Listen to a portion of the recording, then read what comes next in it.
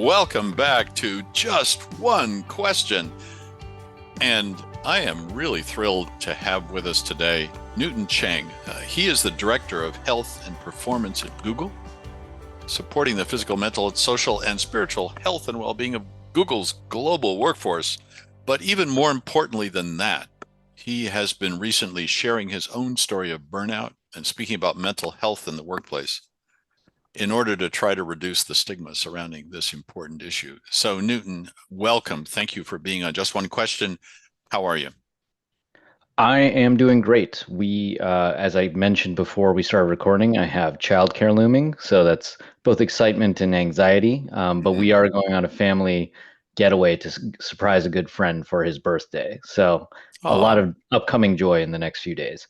wonderful. I hope it goes well, and I hope you don't get asked, "Are we there yet?" too many times on the journey. Keeping my expectations low on that. That's probably smart. So, um, at the risk of asking the obvious, we are focusing in this round of Just One Question on technology. Google, of course, is all about technology in various ways, in many different ways. But how does technology affect your working life right now? What is uppermost in mind for you in that regard? I think there's two things. Hmm. One is even though I am an expert in health and well-being, I'm not immune from the some of the challenges with technology. So Hmm. part of it is I live a very busy and stressful life. I sit in a culture that is hyper connected, both within Google, Silicon Valley, tech, and just the modern age. Hmm. And given that my cognitive bandwidth is whittled down so much with two young kids in the house and the responsibilities I have on my plate, I find technology right now as more overwhelming, especially the inundation of messages. I find it more overwhelming than I ever have in my life, despite knowing all the tips and tricks to keep solid boundaries and protect my focus. Hmm. So that's one side of it.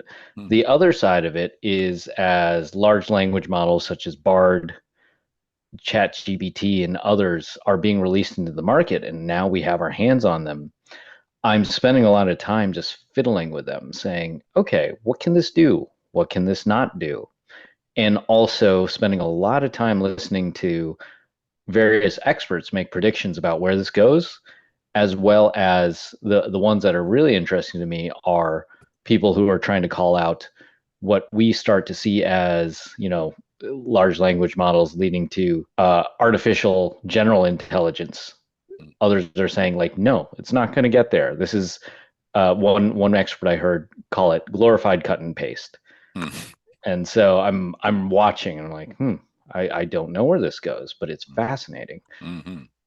Oh, wonderful. So, if you could pick one thing about that uh, you think is particularly interesting or exciting, um, promising, perhaps, uh, for humanity, for yourself, for Google, uh, and we understand that you don't speak for Google; you're speaking for yourself here. What would it be? What do you think is the most exciting aspect of that right now?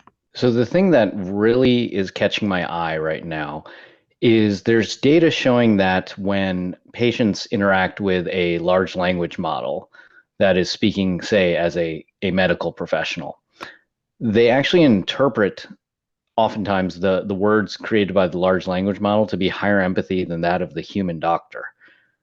And so I saw that. I'm like, oh, well, that's interesting. And the reason that this specifically is so interesting to me is years ago when I was just looking in the marketplace to see, hey, what are all the apps, software, et cetera, out there that are supposed to give people guidance on some sort of health journey. Hmm. And then I talked to a bunch of people who were using them or people who would consider using them. And I determined that I believe there were three factors that people were really looking for from these apps. It was one is trusted, credible expert guidance. Hmm. Two, guidance towards a specific goal that was meaningful to them. Hmm. And then three, accountability from an empathetic human. Mm, So when you saw someone try to take the human out of it, suddenly you were just basically just getting notifications and calendar reminders. And you saw the accountability drop off dramatically. mm, And I had always put this footnote in there saying, well, I had always said, you can't take the human out of the equation. And then I'd put this footnote and I said, maybe if someone figured out how to make an AI that people felt as warmly towards and as connected to a human. But mm-hmm, I just thought, maybe we'll never get there.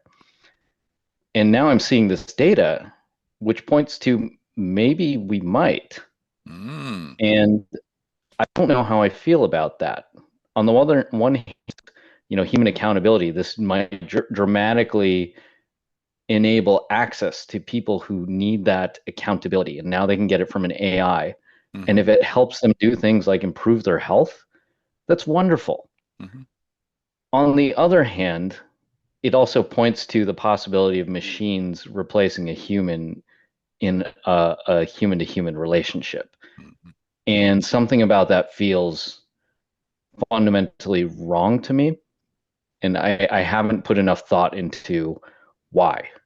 Yes, it's a fascinating question. I agree with you. Something feels a little queasy about that, but as you say, if it works and if it helps people be accountable and is available 24/7 and never gets tired or cranky, there may be something to that. But that we do want humans to be responsible for other humans. We don't want to let ourselves off the hook. It's in some way. So I agree with your queasiness, and that's a fascinating um, test case for whatever the next step is going to be in our relationship with AI and with computers. Yeah, I find it hard to believe that to say that humans could thrive and within a generation or two evolve out of their need to have human to human relationships in the way that we do today. It just seems like the rate of human evolution versus the rate of technology evolution would be just completely mismatched there. And Yeah, so yeah. I can't make that leap of faith, but I've been wrong so many times in my life that I'm just watching and waiting to be surprised. All right. Well, we will we will check in with you in 200,000 years and see whether human evolution is caught up with uh, with technology, technological evolution or not. So stay tuned, everybody. Just one question, 10 to the 11th power point oh or something. Anyway, Newton Cheng, thank you so much for chatting with us. Good luck with the childcare and the journey. And it's great to see you on Just One Question. Thank you. Nick, thanks for the opportunity. Really enjoyed the conversation.